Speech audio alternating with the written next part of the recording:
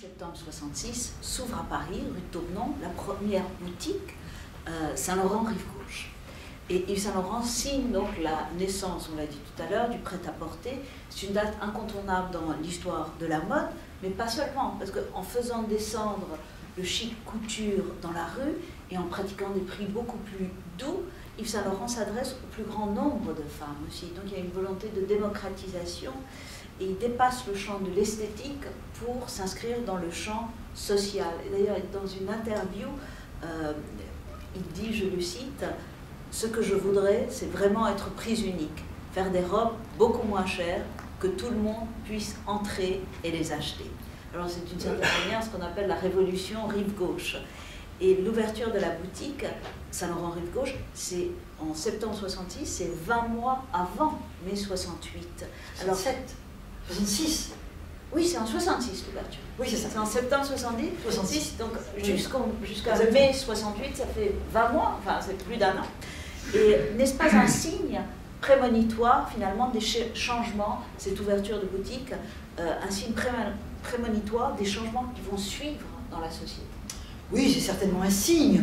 Des gens comme Yves Saint-Laurent et Pierre Berger sont des gens magnifiques parce qu'ils ont ouvert des quantités de portes, enfin, à tout point de vue.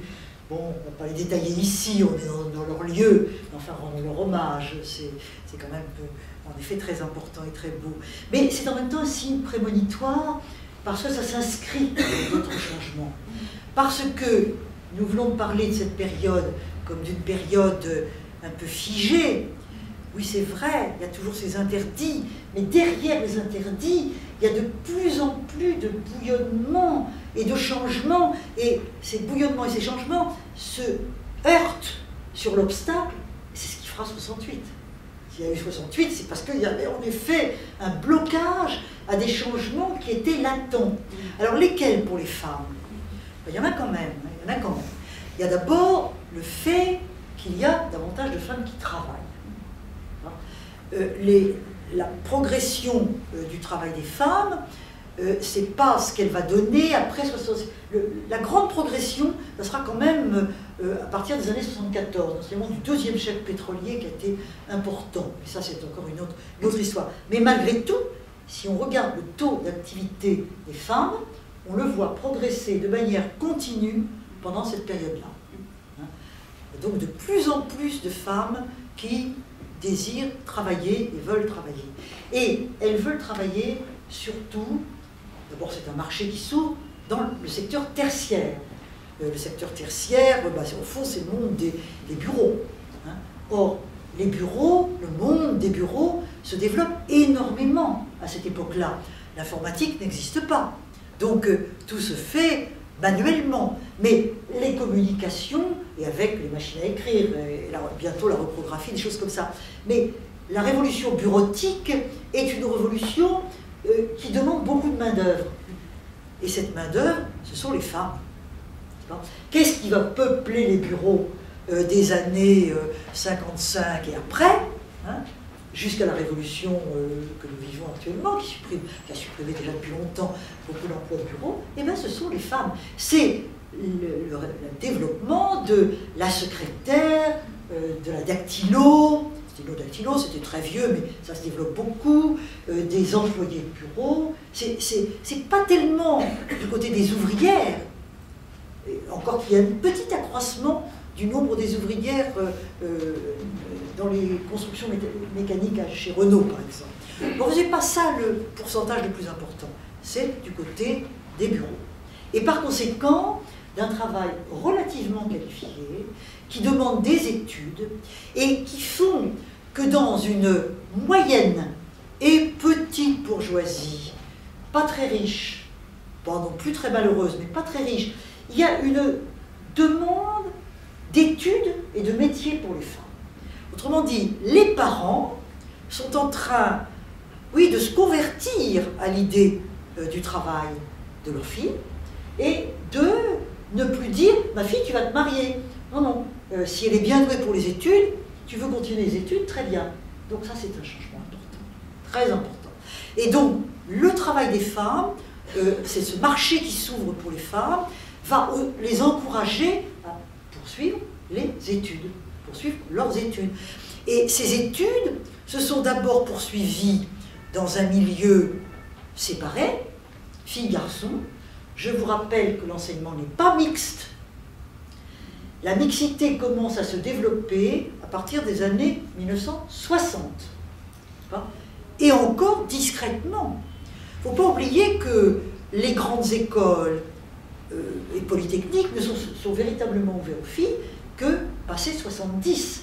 Polytechnique s'est ouvert aux filles en 1972.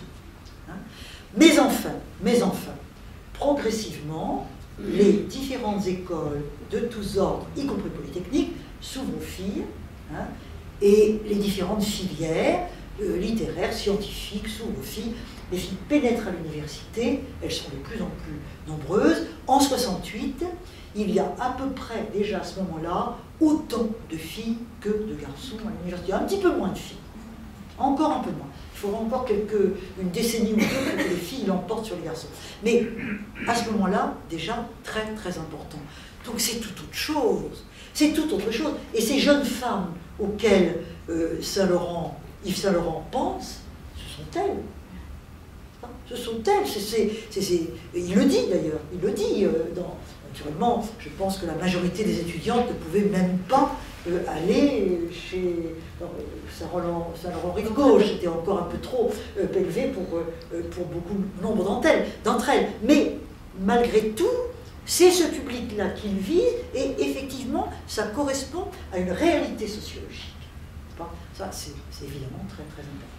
Donc, vous voyez, il y a tous ces changements qui se font, et vous imaginez bien que ces femmes plus instruites, plus évoluées, qui rencontrent des garçons, qui sans doute rêvent toujours du mariage d'amour, mais pas à n'importe quel prix, avec leur liberté, leur indépendance, leur autonomie.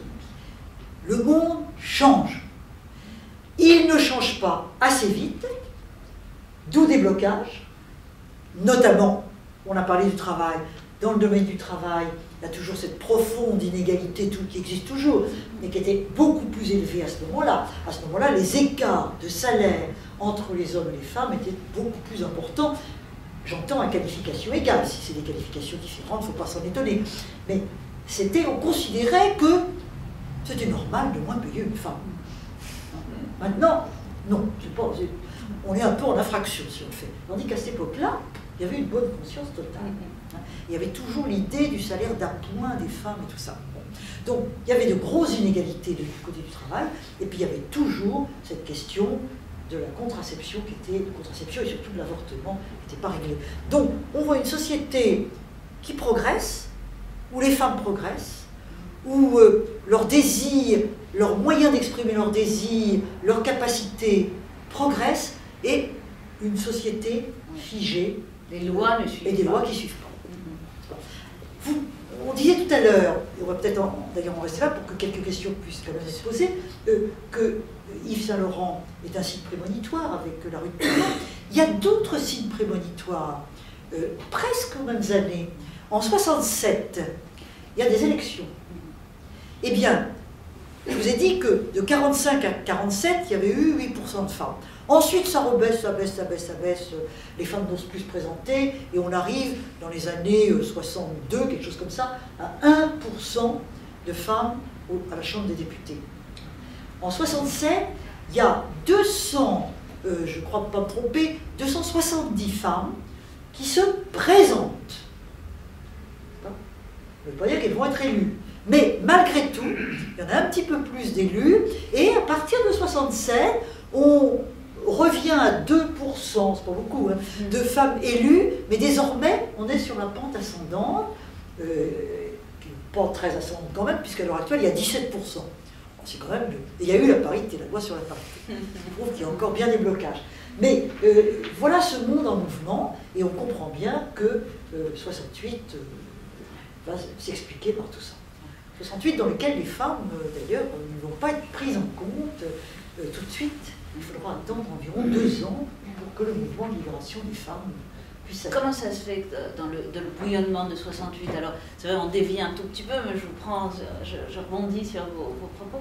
Comment ça se fait que 68, qui était ce mouvement libertaire, on n'est pas pris en compte, parce qu'une fois de plus, c'est mené par des hommes, et oui, c'est mené par des hommes, c'est certain. Les mouvements étudiants sont les leaders étudiants, pensez Cohn-Bendit, Jacques Sauvageot, Gesmar, et puis il y en a un que j'oublie, il y en avait quatre qui étaient très... Krivine, bien sûr, c'était les quatre, hein, et les quatre qui dirigent chacun un mouvement différent. Et quand on les revoit sur le Lion de Belfort, une très grande manifestation de 68, ils sont tous les quatre là-haut, mais il n'y a pas de femmes.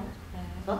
C'était des mouvements étudiants très politisés, très politiques, hein, et qui au fond étaient plus politiques que axés sur les mœurs. Par exemple, il y a eu en 68 des revendications pour l'homosexualité. Il y avait un groupe qui existait à ce moment-là. Il l'a fait dans la Sorbonne, il a organisé une manifestation, une réunion dans la Sorbonne, très timidement. Parce qu'il y avait certainement beaucoup d'homosexuels dans le mouvement, bien entendu, mais on ne mettait pas ça en avant. Les questions de sexualité étaient quand même considérées comme privées, et les femmes aussi. Donc, tout ça, c'était pas mis du tout au premier plan. Et il y a un slogan fameux, quand les jeunes femmes vont s'émouvoir de ne pas avoir été prises en compte par leurs camarades, elles diront, on nous disait toujours, fais donc le café. Il y avait des réunions d'étudiants, et on disait à la jeune fille, à la jeune femme, allez, va donc faire le café. Elles étaient là quand même, mais toujours un peu en retrait dans le rôle de... D'où le fait qu'à partir de 70, ça explose. Alors,